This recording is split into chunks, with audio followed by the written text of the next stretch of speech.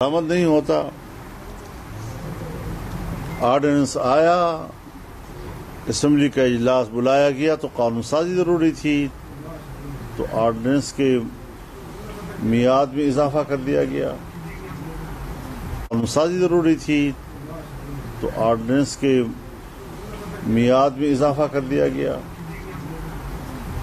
اس طریقے سے بوجوہ اس ملک کے اسلامی شناخت کو ختم کیا جا رہا ہے. قرآن و سنت کے منافی قانون سازی ہو رہی ہے، جبکہ آئین پاکستان صراحت کے ساتھ کہتا ہے کہ قرآن و سنت کے متصادم کوئی قانون سازی نہیں ہوگی اور ہر قانون سازی قرآن و سنت کے تابع ہوگی. تو اس ساری صورتحال میں ہمیں تشویش اس بات کا ہے کہ جہاں پاکستان ان حکمرانوں کی روش اور ان کی غلامانہ ذہنیت کی بنیاد پر اپنا اسلامی شناخت کھو رہا ہے، وہاں پر جمہوریت اپنا مقدمہ ہار رہا ہے، اور پاکستان میں جو مسلح گروہ جو موقف لے کر اٹھے ہیں کہ پارلیمنٹ سے کسی خیر کی توقع نہیں ہے اور وہ بندوق ہی کو اپنا راستہ سمجھتے ہیں، اس سے ان کے بیانیے کو تقویت ملتی ہے. تو ایک طرف حکومت ان کے خلاف آپریشنز بھی کرتی ہے اور دوسری طرف ایسے اقدامات کر رہی ہے کہ جس سے ان کے بیانیے کو تقویت ملتی ہے. کیوں اس تضاد کا شکار ہے حکومت؟ اور تعجب کی بات یہ ہے کہ یہ عجیب پاکستان ہے، اسلامی پاکستان، کہ جہاں پر جنرل مشرف کے زمانے میں حقوق نسوان کے حوالے سے ایک آئینی ترمیم لائی گئی جس میں زنا بالرضا کے لیے راستے کھولے گئے اور اس کو جرم کے زمرے سے نکال دیا گیا، اس کو گناہ کے زمرے سے نکال دیا گیا. اور آج 18 سال کی عمر سے کم کے بچوں کی نکاح پر پابندی سے خلاصہ یہ نکلتا ہے کہ پاکستان میں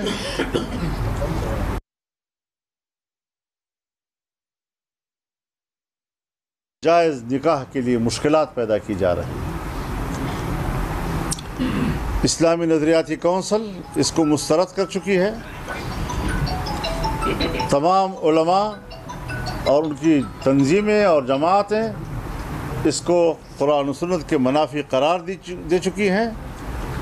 کسی زمانے میں آئلی قوانین کے نام سے قرآن و سنت کے منافی قوانین ہم پر مسلط کیے گئے تھے، لیکن اس وقت شاید آئین قرآن و سنت کے مطابق قوانین کی ضمانت نہیں دے رہا تھا. آج آئینی ضمانت کے باوجود آئین کو پامال کیا جا رہا ہے. یہ اقدامات کیوں ہو رہے ہیں؟ کس بنیاد پر ہو رہے ہیں؟ ہم آج اس قسم کے اقدامات کو مسترد بھی کرتے ہیں اور اس کے خلاف عملی اقدامات کی طرف بھی جائیں گے. ہم مختلف صوبوں میں جلسے منعقد کریں گے. ان جلسوں کا مقصد اب صرف ایک موضوع نہیں ہوگا. جیسے ہم مسجد اقصی کی آزادی کے حوالے سے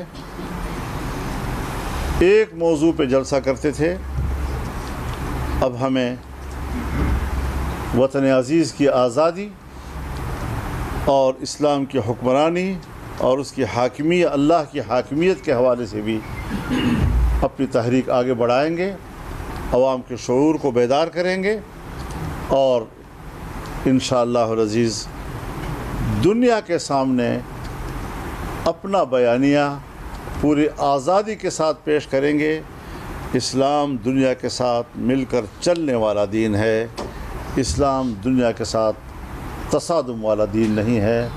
اسلام کی اس لچک کو، اسلام کی اس اعتدال کو استعمال میں لایا جا سکتا ہے، دنیا کے لیے مفید بنایا جا سکتا ہے. لیکن بدقسمتی یہ ہے کہ مسلمان حکمران اسلام کی تشریح کرنے سے خاموش، اور غیر مسلم دنیا ہمیں اسلام کا تعارف کرا رہی ہے، اور اس نے ہی ہمارے اسلام کے حدود کا تعین کرنا ہے. کس قدر موت کا مقام ہے کہ کیا امت مسلمہ آج اس مقام پر پہنچ گئی ہے. اس حوالے سے جمعیت علماء اسلام کا موقف بڑا واضح ہے، اور ہم اس ساری صورتحال کو نظر میں رکھے ہوئے ہیں، اور اسی حوالے سے انشاءاللہ ہم آگے بڑھیں گے. اور یہاں پر بھی صوبے میں جو اجلاس ہوا جس کا ذکر کیا گیا، تو اس میں بھی اس حوالے سے غور و فکر کیا گیا، اور ہم اس میں آگے بڑھنے کے لیے ہم نے، میرے خیال میں کون سی تاریخ کا تھا کہ 29 جون کو ہم انشاءاللہ ہزارہ ڈویژن میں ایک بڑی کانفرنس کریں گے، بہت بڑا اجتماع کریں گے، اور عوام میں انشاءاللہ اس حوالے سے شعور بیدار کریں گے. مولانا صاحب، یہ جو پاکستان اور ہندوستان کے مابین کشیدگی ہے، اس میں پاکستان کی طرف سے بڑا جشن منایا جا رہا ہے کہ اس میں امریکہ نے مداخلت کی سیز فائر کے حوالے سے، اور آج پھر ڈیجیٹل کرنسی کے حوالے سے بات ہو رہی ہے، کرپٹو کرنسی، بٹ کوائن، اس کی شرعی حیثیت کیا ہے؟ اور یہ جو ہم پینگیں بڑھا رہے ہیں پاکستان کی طرف امریکہ کے ساتھ، ایک طرف امریکہ ہے، دوسری طرف چین ہے، اور چین اور امریکہ کے باہمی جو تعلقات کی نوعیت ہے وہ بھی آپ کو پتہ ہے، ہمارے فائدے میں کیا چیز؟ دیکھیے، 9/11 کے بعد اور سوویت یونین ٹوٹنے کے بعد ہم ہی تھے، اور آپ کو ہماری وہ تقریریں یاد ہوں گی جب ہم عالمی تغیرات اور عالمی انقلابات کی باتیں کر رہے تھے، اور ہم نے اس وقت بھی امت مسلمہ کو پکارا تھا کہ آنے والے وقت میں ہمارا کردار کیا ہوگا. یقیناً دنیا میں جو 9/11 کے بعد یک محوریت آئی ہوئی تھی، اب وہ یک محوریت ٹوٹ چکی ہے، اور ایک نئے سرد جنگ میں ہم داخل ہو چکے ہیں. 300 سال تک دنیا کی معیشت پر جہاں یورپ کا قبضہ تھا، اور جس نے دنیا میں سرمایہ داریت کے غلبے کو جنم لیا تھا، آج وہ دوبارہ ایک نئی جنگ میں داخل ہو گئے ہیں. چین کی قیادت میں ایشیا ایک نیا اقتصادی ٹائیگر بننے کی طرف جا رہا ہے، اور جمعیت علماء کی تجویز یہی ہے کہ ہم ایک ایشیاٹک فیڈریشن کی طرف جائیں، ایشیا کو مضبوط کریں. انڈیا پاکستان کی کشمکش جہاں توقع کی جا رہی تھی کہ رفتہ رفتہ ہم اپنے تعلقات بہتری کی طرف لے جا رہے ہیں، معاملات کو ہم باہمی مفاہمت سے حل کر رہے ہیں، اور ان دو ریاستوں کے درمیان تنازعات کے پرامن حل کے راہیں تلاش کر رہے ہیں، جہالت کے خلاف اپنی معیشت کو استعمال کر رہے ہیں، غربت کے خلاف اپنی معیشت کو استعمال کر رہے ہیں. ہمیں ایک چھوٹے سے واقعے نے مودی کی حماقتوں کے نتیجے میں دوبارہ ایک جنگ میں الجھا دیا ہے. اس حوالے سے بھی ہندوستان کو بھی سوچنا ہوگا اور پاکستان کو بھی سوچنا ہوگا کہ ایک حکمران کی حماقتوں کی وجہ سے ہمیں مشکلات، جو خطے کی مشکلات ہیں، اس پہ اضافے کی طرف جانے کی بجائے ہمیں مشکلات کو واپس اپنے اصلی حالت میں بحال کرنے کی طرف اقدامات کرنے ہوں گے. لیکن ابھی اس میں وقت لگے گا، کیونکہ ہندوستان کی طرف سے جارحیت کی امکانات بدستور موجود ہیں، اور انشاءاللہ العزیز پاکستان کو اس محاذ پر جو عزت ملی ہے اور ہماری دفاعی قوتوں نے جو اس وقت کارنامے دکھائے ہیں، ہمیں آج بھی اپنی دفاعی قوت پر اعتماد ہے کہ وہ وطن عزیز کی دفاع کے لیے کوئی دقیقہ فروگداشت نہیں کریں گے، اور پاکستان کی عزت اور اس کے استحکام کے لیے ہماری دفاعی قوت کام آئے گی۔ ہم بحث کر رہے ہیں اس وقت پاکستان کی نظریاتی حیثیت کے حوالے سے، نظریاتی حوالے سے، حکمرانوں کے اقدامات کے حوالے سے، اور اس پر ہم نے بات کرنی ہے، اور انشاءاللہ العزیز ہم نے یہ جنگ جیتتی ہے۔ مولانا صاحب یہ بتائیں کہ جو ابھی ریسنٹلی اپڈیٹس آئی ہیں کے اسکینڈل سامنے آ رہے ہیں، حکمران جماعت کے حوالے سے، حکمران جماعت آپس میں بھی دست بریبان، اس صورتحال مولانا صاحب اس کے ساتھ ایک کوشچن اور بھی ایڈ لے لیں۔ یہ پیپلز پارٹی بھی صوبہ بچاؤ تحریک کے لیے نکلی ہے، تو اچھا نہیں تھا کہ پی ڈی ایم کے تلخ تجربے کے برعکس اگر یہ آپس میں ایک ساتھ اگر تحریک کو آگے لے جایا جائے، پیپلز پارٹی اور باقی اپوزیشن جماعتیں؟ پیپلز پارٹی نے کیا کیا ہے؟ وہ بھی صوبہ بچاؤ تحریک کے لیے نکلی ہے۔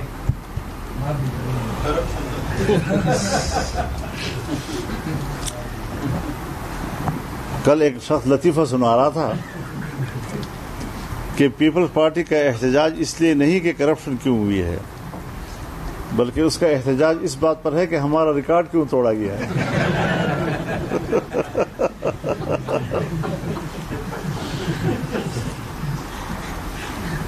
تو بات بنیادی یہ ہے، اور یہ احتجاج بھی ان کے سامنے ہے جو کہ کس قسم کا احتجاج تھا۔ بہرحال یہ جنگ ہم نے لڑنی ہے، اور آئین و قانون کی روشنی میں لڑنی ہے۔ اس حوالے سے جو بھی صورتحال منظر عام پر آئی ہے، صوبے کے اسمبلی کے اندر سے یہ آواز اٹھی ہے، یہ نہیں کہ کسی حزب اختلاف کی جماعت نے اس حوالے سے کوئی بات کی ہے، بلکہ اسپیکر قومی اسمبلی نے بڑی صراحت و وضاحت کے ساتھ، صوبائی اسمبلی کے اسپیکر صاحب نے بڑی صراحت و وضاحت کے ساتھ اس ساری صورت کا تفصیل بیان کیا ہے، اور 40 ارب کے کرپشن سے آگے وہ کہتے ہیں کہ اس کی تعداد وہ 200 ارب سے بھی بڑھ سکتی ہے۔ اب ظاہر ہے کہ یہ ایک ایسا معاملہ ہے کہ اگر ہم کہیں کہ اس کی تحقیق کی جانی چاہیے تو اصولاً تو یہی بنتا ہے کہ اس کی تحقیق ہونی چاہیے، عدالتی سطح پر اس کی تحقیق ہونی چاہیے، لیکن دوسری طرف اس کی تصدیق اس طرح بھی سامنے آ رہی ہے کہ 20 ارب روپے وہ ریکور بھی کر لیے گئے ہیں۔ اگر 40 ارب میں 20 صرف کوہستان کے کرپشن میں 20 ارب واپس بھی کرا دیے گئے ہیں، تو یہ ساری صورتحال اس بہت بڑے سیکنڈل یا اس بہت بڑے کرپشن کی طرف اس کی تصدیق کے اشارے کر رہے ہیں۔ لیکن تاہم ہم یہ سمجھتے ہیں کہ صرف الزام کی حد تک بات نہ رہے، بلکہ باقاعدہ عدالتی سطح کی تحقیقات ہونی چاہیے اس کی، تاکہ قوم کے سامنے صحیح صورتحال سامنے آ سکے۔ مولانا صاحب یہ بتائیں کہ ابھی ریسنٹلی جو اپڈیٹس آئی ہیں جو کابل میں اور پاکستان میں جو سمندر کی تعیناتی کا عمل ہوا ہے، اس میں کیسے آپ دیکھتے ہیں کہ کابل اور پاکستان کے درمیان جو فاصلے ہیں وہ کم ہو گئے؟ دوسرا یہ کہ جب بھی ہم دیکھتے ہیں کہ آپ میدان میں آتے ہیں تو جے یو آئی کو ٹارگٹ کیا جاتا ہے۔ ہم دیکھ رہے ہیں کہ پہلے بھی کچھ دن پہلے بھی پشاور میں جو سوسائڈ اٹیک ہوا تھا، تو اس میں یہ بات سامنے آئی کہ وہ آپ کے جلسے کو ٹارگٹ کرنے کے لیے وہ سوسائڈ بامبر آئے۔ تو کون سی طاقتیں ہیں آپ کو ٹارگٹ کر رہی ہیں؟ میرے ہم کوئی نیا سوال کریں، اس میں تو ہم پرانے ہو گئے ہیں، داڑیاں سفید ہو گئی ہیں۔ سال سے کم عمر شادی سے متعلق یہ تحریک آپ شروع کر رہے ہیں، اسلامی نظریاتی کونسل نے بھی فیصلہ دیا ہے، قرآن و سنت کی روشنی میں کتنا عمر ہے فیمیل کے لیے اور میل کے لیے؟ حضرت اس کے ساتھ میل اور فیمیل کے لیے کوئی عمر کی قید نہیں ہے، بلوغت ہے، بلوغت۔ تو وہ بلوغت 12 سال میں آتی ہے، 10 سال میں آتی ہے، 13 سال میں آتی ہے، 14 سال میں آتی ہے، 15 سال میں آتی ہے، اور اگر کم سینے میں ان کے والدین نکاح کر دیں تو پھر اس کو خیار بلوغ حاصل ہے۔ بالغ ہونے کے بعد اس کو اختیار ہوگا کہ وہ اس نکاح کو قبول کرتا ہے یا نہیں کرتا. کابل اور پاکستان کے درمیان جہاں تک کابل افغانستان کی بات ہے حضرت، یہ مصنوعی قسم کی ایک جیسے تنگ نظری کے نتیجے میں کچھ واقعات ایسے ہوئے کہ جس میں دونوں طرف کو مورد الزام ٹھہرایا جا سکتا ہے کہ جہاں ذمہ دار ریاستوں کو بہت بڑے تحمل کا مظاہرہ کرنا ہوتا ہے، ہم وہ نہیں کر پا سکے، جبکہ الیکشن سے پہلے یہ ساری چیزیں، اس کی بنیادیں ہم نے رکھ دی تھیں اور تمام شعبوں میں باہمی تعاون کے راستوں پہ اتفاق کر لیا تھا ہم نے. اس کی پیروی کیوں نہیں کی جا سکی اور کیوں ہم نے ان کامیابیوں کو کامیاب نتائج تک نہیں پہنچایا، یہ ساری چیزیں اپنی جگہ پر سوالات ہیں. لیکن اگر اب کچھ معاملات آگے بڑھے ہیں، یعنی اگر سی پیک کو ایکسٹینڈ کیا گیا ہے افغانستان کی طرف، تو یہ مزید آگے وسط ایشیا تک بھی جا سکے گا، اس کو ایران تک بھی ایکسٹینڈ کیا جا سکے گا، اور خطے میں پاکستان اور دوسرے ممالک ایک دوسرے کے ساتھ مفادات کے اعتبار سے، اقتصاد کے اعتبار سے، عوام کے باہمی فلاح و بہبود کے اعتبار سے ایک انگیجمنٹ ہو جائے گی ان کی، اور ایک دوسرے سے وابستہ ہو جائیں گے. اور پھر ابھی ہم اپنے جو سفارت خانے ہیں ان کو بھی اب اپ گریڈ کر رہے ہیں، ناظم الامور سے آگے اب سفیر کے منصب کی طرف ان کو لے جا رہے ہیں. ان کا جو یہاں پر ناظم الامور ہے وہ بھی سفیر کے عہدے پہ چلا جائے گا، اور کابل میں جو ہمارا ناظم الامور ہے وہ بھی سفیر کے عہدے پہ چلا جائے گا. تو یہ باہمی تعلقات میں پیش رفت کی علامت ہے، اور افغانستان اور پاکستان کی بہترین باہمی تعلقات ایک دوسرے کے لیے ناگزیر ہیں، ناگزیر. مولانا صاحب یہ بتائیں کہ اس ملک میں ادارے ہیں اور اسی طرح اسلامی اسلام کے ساتھ اگر کوئی اس طرح قانون سازی ہوتی ہے، جو بھی بات ہوتی ہے تو اسلامی نظریہ بھی کون سکتا ہے، اور اکثر آپ لوگ بھی مطالبہ کرتے ہیں کہ اس کو اسلامی نظریہ کی کون سا کتاب کیا ہوتا ہے، اور یہ عمومی کی شادی کے بل کے بارے میں بھی کہا جا رہا ہے. تو وہ اسلامی نظریہ کی کون سا کتاب جب لیتے ہیں اور جب اس طرح کی ادارے وہ فیصلے کرتے ہیں تو پھر احتجاج. دیکھیے، کونسل تو ایک ادارہ ہے، اس نے ایک رائے دے دی اور اس رائے میں انہوں نے صراحت کے ساتھ اس قانون کو خلاف شریعت قرار دیا ہے.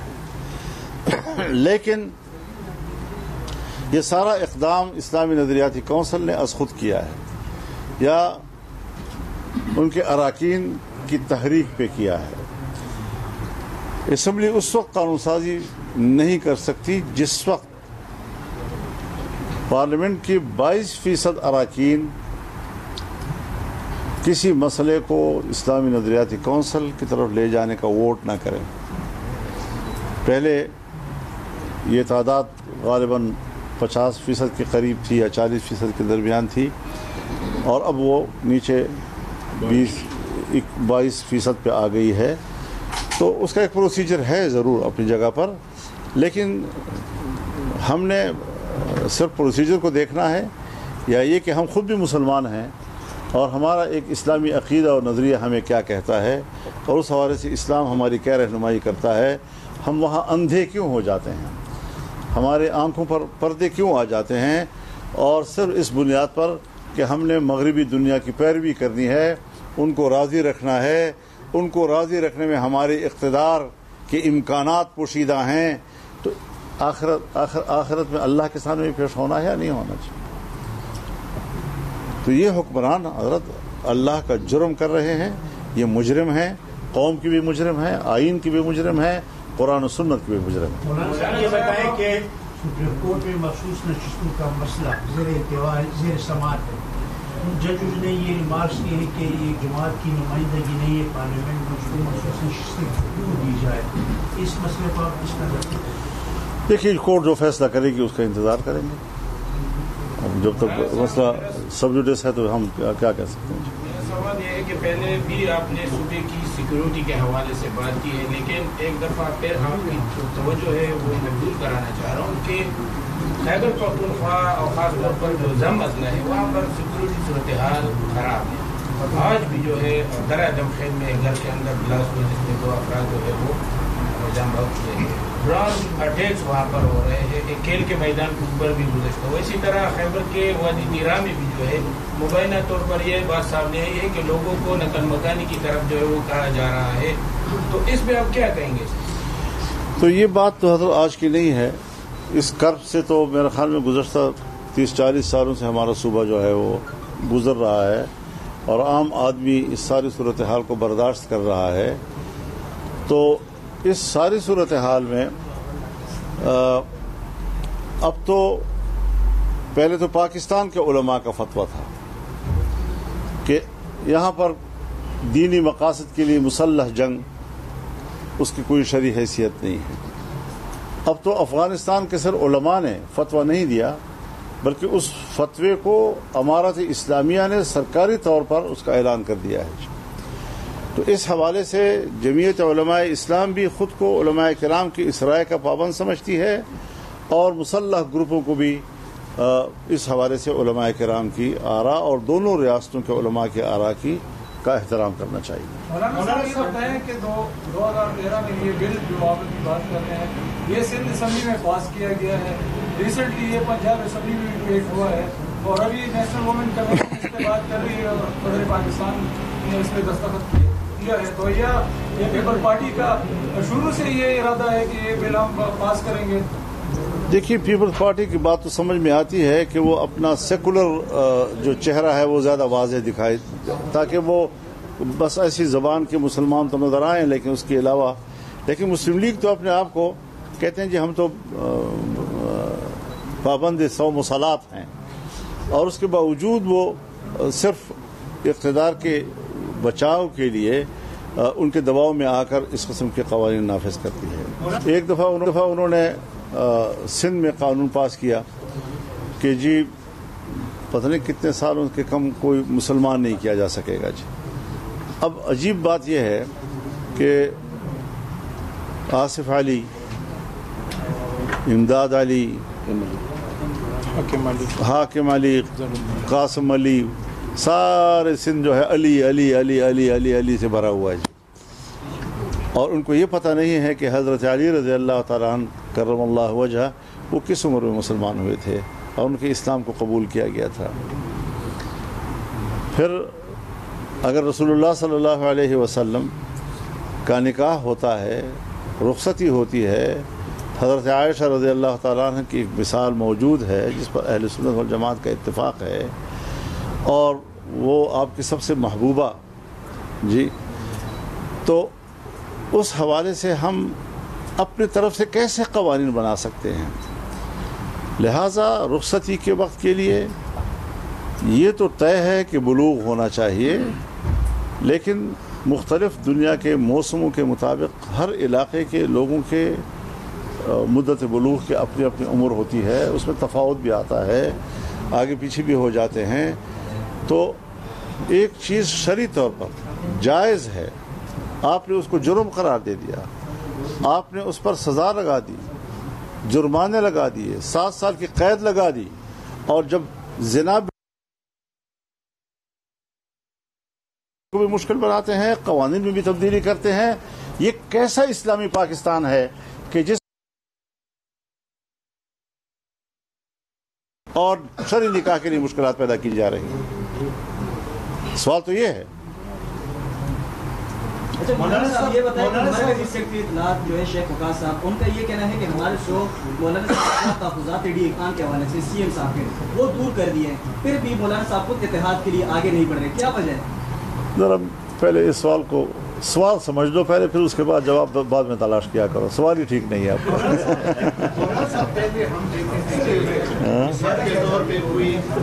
पाकिस्तान पीपल्स पार्टी के बारे में बात करते थे कि करप्शन की हुकूमत में हो रही है, लेकिन पीपल्स पार्टी के किसी बंदे ने खुद नहीं कहा कि हाँ ये करप्शन हो रही है हमारे हुकूमत। अभी पहली बार जैसे कि आपने कहा है कि स्पीकर एक इतने अहम मिल पर बैठा हुआ शख्स वो कह रहे हैं कि इतना करप्शन मेरे इस सूबे में हुई है, तो आप क्या समझते हैं इस सूबे के और उनकी इदारे ये क्यों? इस सूबे में करप्शन उस वक्त तक ख़त्म नहीं हो सकती जब तक कि यहाँ जमीयत उलमा इस्लाम की हुकूमत नहीं होगी। हमने पहले भी साबित करके दिखाया है कि करप्शन कैसे ख़त्म की जाती है, और अब भी साबित करके दिखाएंगे। ये ठीक है कि इस्टेब्लिशमेंट ने हमारी किरदार कुशियाँ की हैं, देखिए क्या कोई आज तक एक FIR भी दर्ज हो सका है? ऐसी ऐसी इल्ज़ाम तराशियाँ कि जिस पर हमें अब आज भी जेलों में होना चाहिए था, लेकिन इतनी जुर्रत तक नहीं हो सकी कि कोई एक छोटा सा FIR आज तक दर्ज किया जा सके। तो किरदार कुशियों का मामला चलता रहता है, ये बात नहीं है असल बात। लेकिन अमली तौर पर क्या होता है, मैं ये नहीं कहता कि MMA की हुकूमत में करप्शन 100% ख़त्म हो गई थी, लेकिन पर्दे के पीछे चली गई थी, उसको हर सतह पर जुर्म तस्वर किया गया था। और आज मेज़ पर आमने सामने बैठकर पहले लेना देना तय होता है, उसके बाद फिर मसाइल का हल होता है। तो ये चीज़ें जो हैं यहाँ पर तो नज़रियात, दियानत, अमानत, इसकी जंग नहीं है, यहाँ पर जंग है अथॉरिटी की, कि मेरे पास अथॉरिटी होनी चाहिए।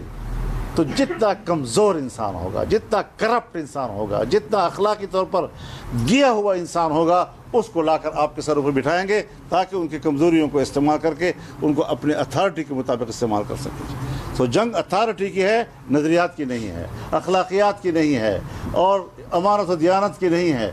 यहाँ तो अमानत व दियानत को पामाल किया जाता है, ऐसे लोगों को तलाश किया जाता है कि कौन है जो सबसे ज़्यादा करप्ट, बद अखलाक, गंदे अखलाक का इंसान, गिरा हुआ इंसान, उनको मिले और आपके मुल्क का हुक्मरान बना दें ताकि अच्छे तरीके से उनको इस्तेमाल किया जा सके। बहुत शुक्रिया आप हजरात का जी।